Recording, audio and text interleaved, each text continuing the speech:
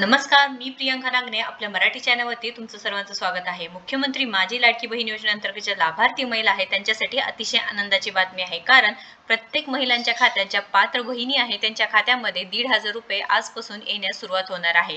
आता यापूर्वी सुद्धा अजित पवारांनी याबद्दल माहिती दिली होती की लाडक्या बहिणींच्या खात्यामध्ये 8 दिवसातच पैसे देणार आहे आणि त्यांनी चेकवर सही सुद्धा केलेली आहे।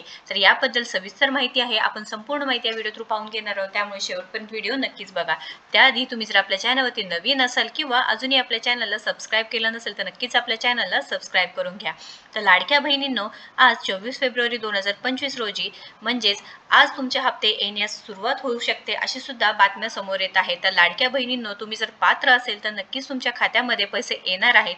फेब्रुवारी मंथ एंड पर्यंत हे पैसे वितरित करण्यात येणार आहे व ज्या पात्र महिला आहेत म्हणजे ज्यांच्याकडे 4 व्हीलर नाही, ज्यांचे उत्पन्न 2.5 लाखांपेक्षा कमी आहे, ज्यांची वयोमर्यादा 65 वर्षापेक्षा खाली आहे व ज्या महिला महाराष्ट्राच्या रहिवासी आहेत त्यांना नक्कीच हे पैसे मिळणार आहे, त्या नक्कीच इथे पात्र असणार आहे। यामध्ये अर्जाची छाननी सुद्धा झाली आहे, त्यामुळे इथे बातम्या येत आहेत की एकूण 40 लाख पर्यंत महिला अपात्र ठरवण्यात येत आहे। तुम्हाला जर पैसे आले नाही तर तुम्ही समजून घ्यायचं आहे की तुम्ही अपात्र ठरले आहेत।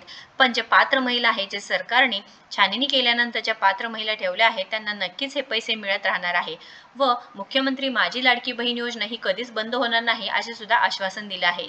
तर मुख्यमंत्री माझी लाडकी बहीण योजना सुरू झाल्यापासून जे प्रत्येक पात्र महिला आहे त्यांच्या खात्यामध्ये 1,500 रुपये सरकारने दिले आहेत। आता पुढे जाऊन त्याचे 2100 रुपये सुद्धा होईल अशी माहिती येत आहे।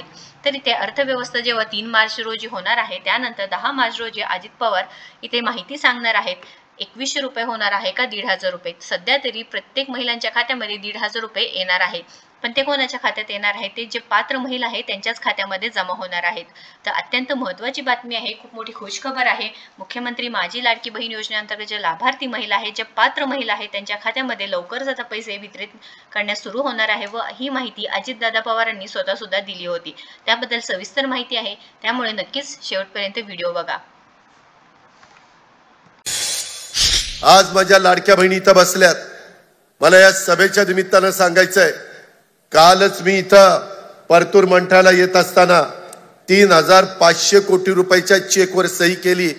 8 दिवसात माझ्या बहिणींना पैसे मिळणार आहेत, फेब्रुवारीचे पैसे मिळणार आहेत। हेच मीडियावाले सांगतात ही योजना बंद होणार, ती योजना बंद होणार। अरे ते राज्य सरकार ठरवेल ना, तुम्हाला कोणी अधिकार दिलाय?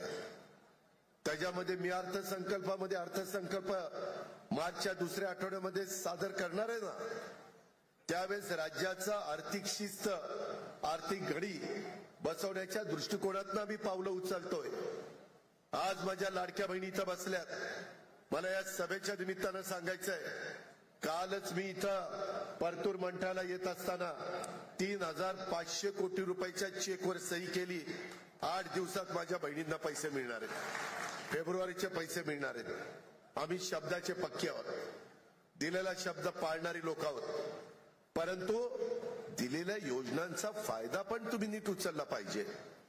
1 रुपयामध्ये पीक विम्याची योजना आणली, का आणली?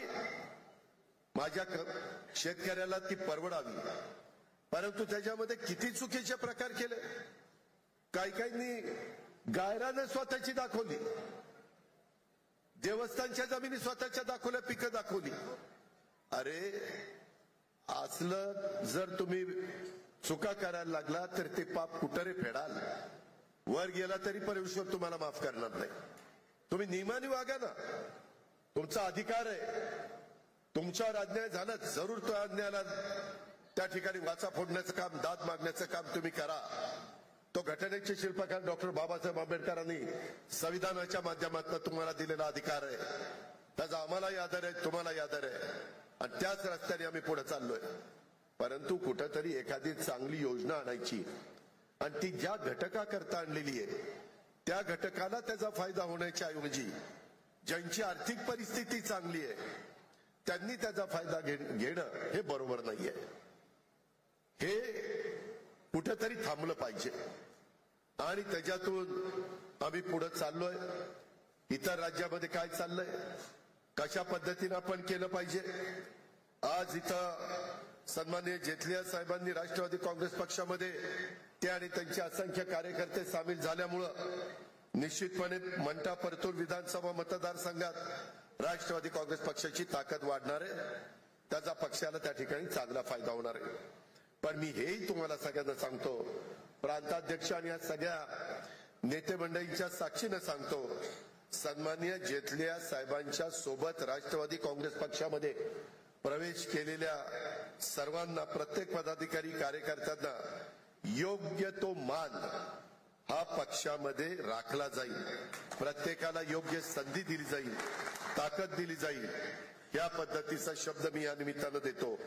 परंतु त्याचबरोबर परतूर विधानसभा मतदारसंघात, मंठा विधानसभा मतदारसंघात गेल्या अनेक वर्षापासून राष्ट्रवादी काँग्रेस पक्षामध्ये प्रामाणिकपणे काम करणारे धडाडीचे पदाधिकारी कार्यकर्ते, त्या सर्व जुन्या कार्यकर्त्यांचा पण योग्य सन्मान पक्षात राखला जाईल.